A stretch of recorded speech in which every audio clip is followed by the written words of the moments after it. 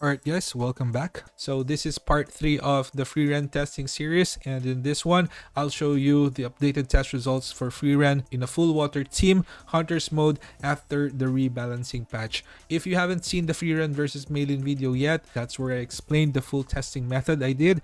I won't repeat everything here anymore, but just a quick recap. All tests were done in training room with controlled stats, crit rate at 20%, quick damage 105, and around 20% damage increase just to simulate high level dungeon conditions. Defense penetration has a small effect here, but still adds a bit of damage, so I made sure all stats across runs were extremely close whenever I changed the sets. Every test was done in a 4-minute manual play, and results are very consistent. I do the same runs a couple of times, and if you want the reasoning behind this setup, just check out the previous video.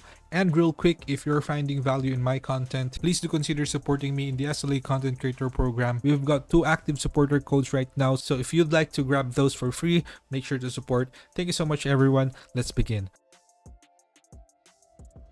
I switched to Sylph plus Angel in White for a more consistent support setup. Still 8-piece Grid on Sorin and 4-piece Infamy plus 4-piece Obsidian for Water Cha. I also tested DPS builds with Obsidian and Iron Will and hybrid setups. I'll just explain the artifact choices later in detail. Let's first go ahead and check the results. So here's the baseline. Maylin support 13 billion pre-patch. Frieren at 13.2 billion, still almost identical to the previous results we got. And again, remember, we need to add a small percent adjustment to Frieren because her Bell defense decrease is not optimal in the training room. Then for the full DPS, Iron Will plus Obsidian, it dropped slightly to 12.4 billion. Iron Will plus 4 Sylph's Blessing landed about the same as support.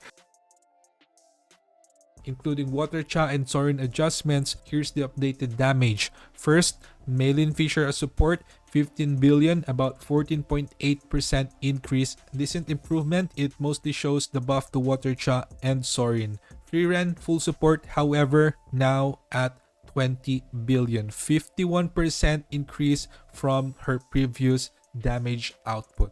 That's massive. And compared to Maylin now, Frieren team is about 33% higher. As expected, Maylin as a support to Water Cha and Sorin is gonna be dead now. Now here's what's interesting.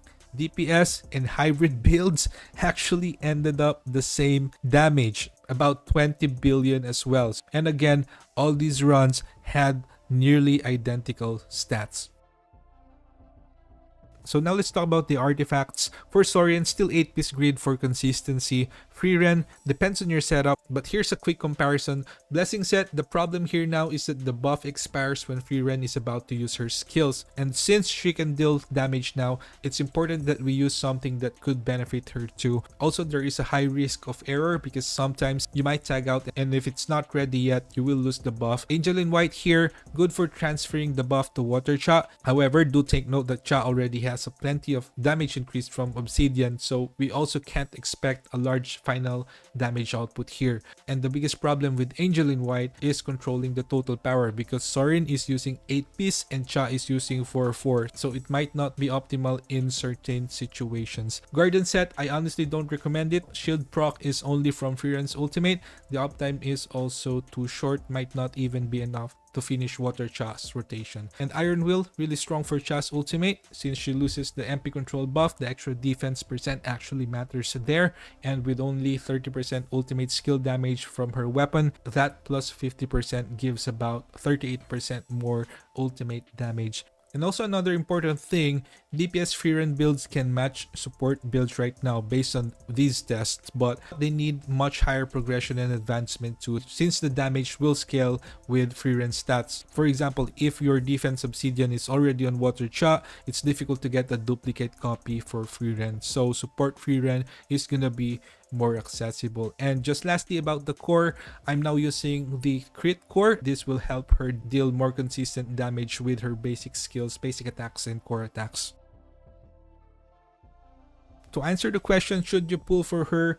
That's still up to you, but this buff is massive. She's now a solid support for the water team with long-term potential, of course, as one of the best debuffers for Guild Boss, and it will be even better when Ant Queen returns. However, like I mentioned before, the meta is already shifting towards mono element team comps, so even with all these universal debuffers like Frieren might lose value later on. Hopefully not, but it's just something to keep in mind. Also for the workshop, by the way, we're not sure if they're gonna keep the water element here for the hard mode, so just take that into consideration too. Hopefully they keep it though, because it would suck if we can only use one element on either boss, right? So next up, I'll be testing a full maxed out Guild Boss run and Power of Destruction, and maybe some team comps that could work with Frieren. So make sure to subscribe if you want to see that, and of course drop a like if this video helped you. That would help the algorithm. And thanks so much for watching. See you in the next one.